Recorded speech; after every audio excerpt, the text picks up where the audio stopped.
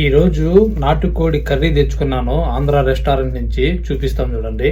నాటుకోడి కర్రీ నీకెక్కడ దొరికిందిరా అని చెప్పి మీకు డౌట్ రావచ్చు. కోయిట్లో నాటుకోడి కర్రీ కానీ దొరుకుతుంది. మన ఆంధ్ర రెస్టారెంట్స్ ఉంటాయి అక్కడ దొరుకుతుంది. ఈ రోజు శుక్రవారం కదా, శుక్రవారం రోజు ఫ్రెష్ గా ఉంటది. మిగతా వారాల్లో కానీ దొరుకుతుంది, కాకపోతే శుక్రవారం రోజు ఫ్రెష్ గా ఉంటది. ఎందుకంటే శుక్రవారం రోజు కోయిట్ అంతా హాలిడే ఉంటది. చాలా మంది బయట వస్తారు కాబట్టి చికెన్, మటన్, నాటుకోడి సంగటి ప్రతి ఒక్కటి దొరుకుతుంది ఫ్రైడే రోజు.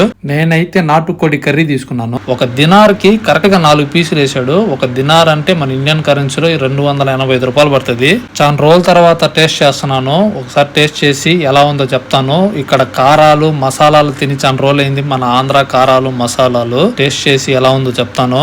టేస్ట్ అయితే నెక్స్ట్ లెవెల్ ఉంది. అసలు అదిరిపింది టేస్ట్.